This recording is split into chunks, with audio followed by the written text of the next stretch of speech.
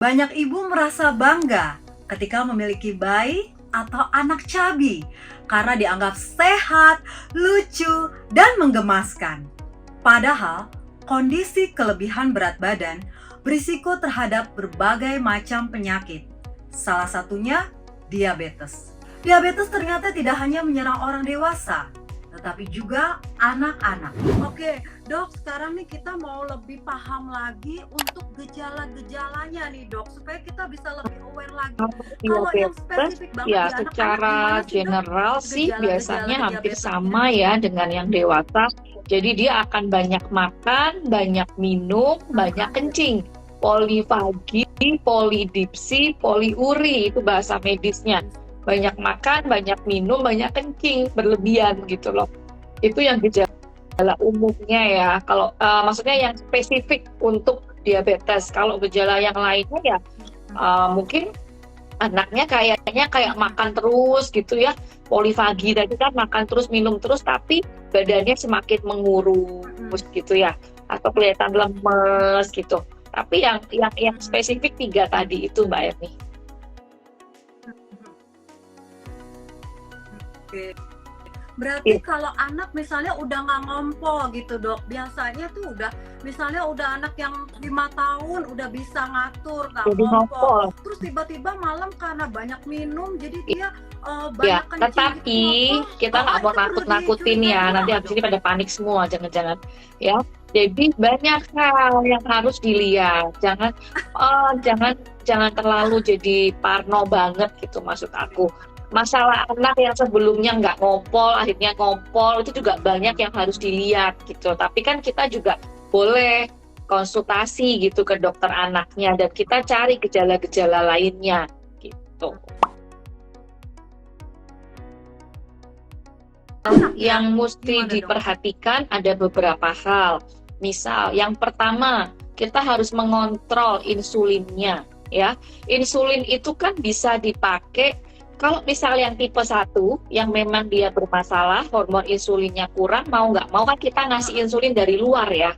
Jadi seumur hidup akan pakai insulin gitu. Tapi kalau yang tipe 2 tadi tuh yang karena obesitas tuh, yang karena lifestyle tuh, itu tidak semua harus dengan insulin ya, harus konsul sama dokternya. Dan kalaupun misal sudah terlanjur pakai insulin gitu, itu dengan modifikasi lifestyle, dengan modifikasi makanan, exercise, bisa aja nanti akhirnya insulinnya dikurangin dosisnya, lama-lama dia stop dan ganti dengan obat minum gitu. Nah, jadi penting untuk selalu punya dokter, jangan ganti-ganti ya. Diabetes itu kan penyakit yang kronik gitu loh, dan susah kalau misal kita gonta-ganti itu akan kayak ngulang dari awal gitu loh. Dan kalau bisa memang sebaiknya ketemunya dengan dokter anak khusus endokrin atau hormon ya. Itu yang pertama, kontrol insulin. Yang kedua, kontrol gula darahnya. Jadi sebaiknya bisa punya alat untuk cek gula darah di rumah ya. Kemudian yang ketiga, kontrol makanannya, konsul sama dokter gizinya. Anak umur sekian dengan berat badan sekian, kebutuhan kalorinya tuh berapa. Nah, kebutuhan kalori bisa 2000 kilokalori, itu tuh didapatnya dari apa aja. Kira-kira nasi berapa banyak, kalau mau nyemil berapa banyak, itu harus diperhatikan. Jangan kalau butuhnya 2000 dikasihnya 3000, nanti insulinnya tambah capek lagi gitu loh untuk kerjanya gitu. Kemudian juga yang keempat, exercise, pastikan olahraga, aktivitas fisik sesuai dengan usia yang dialami oleh anak. Kemudian juga yang kelima, selalu mengupdate dan selalu kayak gini nih, kita edukasi ya, ngobrol juga sama dokternya gitu, apa mesti dilakukan, karena kan kondisinya kan dinamis ya, bisa berubah. Misal diabetes pada kondisi tertentu ya kan, pada anak lagi olahraga segala macem, energinya dipakai berlebihan, makannya harus gimana gitu ya. Sangat penting untuk kita orang tua itu ngerti mana yang bagus buat anak, mana yang tidak bagus buat anak. Kita yang tahu, bocah-bocah itu nggak tahu. Kita yang tahu, kita yang pegang kendali, yang bisa baca ingredient, yang bisa baca dan mengerti tulisan di kemasan, itu kita. Bukan anak kita yang umur 2 tahun. Dia nggak tahu. Dia taunya itu enak, itu manis. Kita yang tahu itu bagus atau tidak. Jadi poinnya adalah kita yang ngatur, bukan kita yang diatur. Ya, penting ini. Aku tuh sedih banget karena semuanya tuh batuk pilek ya segala macam karena makan dan minum jajan-jajanan nggak penting gitu loh. Jadi ingat bahwa anak di bawah 2 tahun, moms and dad, sahabat Nutrimap, di bawah 2 tahun tidak boleh ada gula tambahan. Jadi kalau kita mau ngasih makanan ke anak atau minuman, baca komposisi. Begitu ada gula, added sugar, gula tambahan, pasti ada di ingredient, itu stop. Jangan beli. Itu nggak boleh buat anak di bawah 2 tahun. Ya. Jadi jangan ada lagi nih yang ngasih cemilan-cemilan yang ada di supermarket itu yang berjejer berwarna-warni ke anak umur 2 tahun, itu udah jelas nggak boleh. Terus di atas 2 tahun, kalau aku sih tetap nggak boleh sih. Cuman maksudku aku mau kasih tahu bahwa di atas 2 tahun untuk konsumsi gula, mereka itu hanya boleh 10% dari kebutuhan kalori total. Ya. Bahkan ada negara yang memberlakukan di bawah 4 tahun tidak boleh. Mereka lebih ketat lagi di luar itu, ya. Kemudian 4 sampai 6 tahun, seingat aku cuma sekitar 19 gram apa ya, atau 17 gram, aku jadi lupa angkanya. Tapi ada angkanya gitu, coba searching nanti ya. Kok aku tiba-tiba blank angkanya.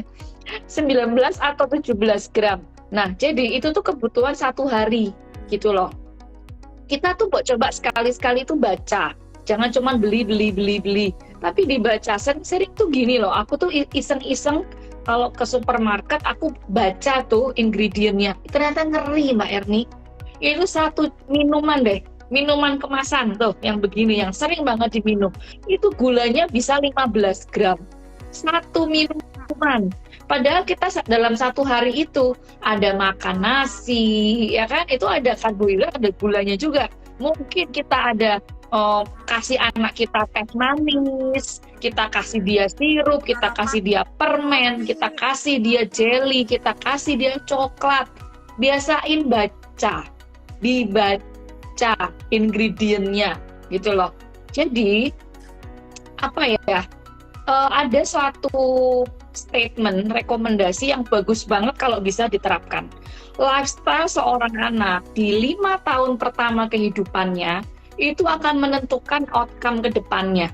Kalau di 5 tahun pertama kita itu ngasihnya yang manis, ya dia tahunya makanan minuman yang seperti itu. Dan itu akan membuat resiko diabetes mellitus, resiko hipertensi, resiko penyakit jantung koroner itu meningkat dengan tajam. Rekomendasi ini dibuat di Amerika, Mbak Erni. Kenapa mereka bikin begitu? Karena mereka merasa kejadian kok angka penderita diabetes, hipertensi, stroke segala macam itu kok meningkat ya? Kenapa? Apa faktor risikonya? Mereka flashback ke belakang, mereka bikin penelitian. Oh, ternyata orang-orang yang begini itu dulunya ya, pada saat dia kecil, ya jajanannya kayak begitu. Oleh karena itu mereka bikin rekomendasi 5 tahun pertama tidak ada yang namanya susu dengan rasa, nggak boleh. Susu itu plain. Kalau yang jadi pasienku pasti hafal. Aku nggak pernah suruh kasih minum susu yang rasa ini, rasa itu, enggak, plain. Gitu loh. Kalau dia udah terbiasa dengan yang plain, di 5 tahun pertama, besokannya 6 tahun, ada acara ulang tahunan di sekolah. Dia dikasih susu dengan rasa. Ya, itu dia, aku nggak suka ini, aku nggak pernah minum ini. Gitu. Coba iseng-iseng susu plain dan susu rasa, dibaca ingredientnya, dibandingin gulanya, lipetnya tuh banyak banget gitu loh. Padahal siapa yang suka bilang, anakku itu dok kalau minum susu kotak 1 hari bisa 5 botol, 5 kotak, dikali aja jumlahnya, itu ngeri. Belum lagi jajan ini, anakku nggak mau makan dok, maunya makan cemilan jelly. Oh, kalau susu kotak dia bisa 10 kotak dok 1 hari. Gulanya berapa banyak gitu. Jadi kita Maksudku dengan edukasi seperti ini tuh aku pengen masyarakat semakin terbuka pikirannya ya.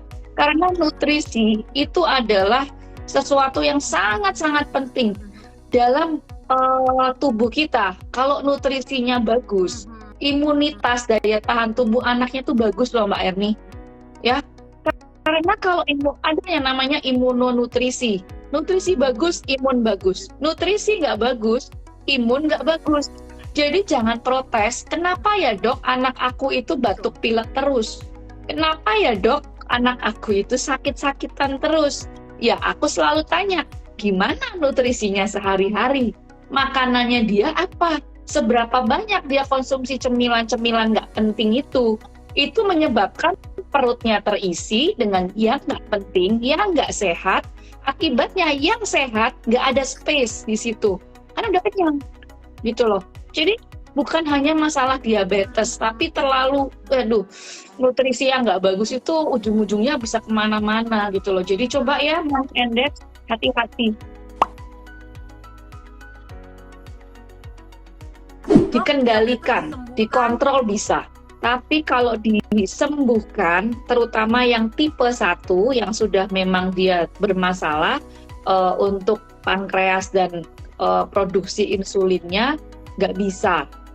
Yang bisa adalah dikendalikan gitu, supaya kualitas hidup anaknya tetap terjaga dengan baik. Gitu. Kenyataannya dan faktanya memang betul angka diabetes pada anak meningkat dengan tajam akhir-akhir ini, dan itu banyak berhubungan dengan lifestyle dan kondisi obesitas pada anak yang semakin meningkat juga ya. Jadi gimana pun mencegah lebih baik daripada mengobati ya.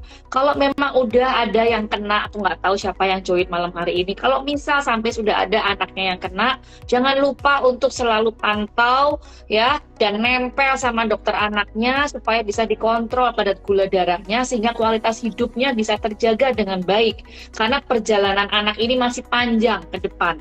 Dan juga kalau misal yang sekarang masih diberi kesehatan, jaga kesehatan itu, Moms and Dads. Pesanku cuma satu, baca label, karena itu sangat-sangat krusial. Baca labelnya. Anak bawah 2 tahun jangan dikasih yang ada gula tambahan. Di atas 2 tahun sangat dibatasi ya. Mencegah lebih baik daripada mengobati. Jangan sampai aduh nyesel, tahu gitu kemarin itu lebih kekeh ya, lebih tega ya untuk bilang tidak ke anak gitu loh. Hati-hati ya, segala macam jajanan itu tuh banyak gula-gula tersembunyi di situ yang nggak bagus buat kesehatan kita ya. Jadi orang tua yang smart, yang pintar, yang cerdas, yang mau update ilmu, sehingga kita bisa lebih memberikan yang terbaik untuk anak-anak kita ya.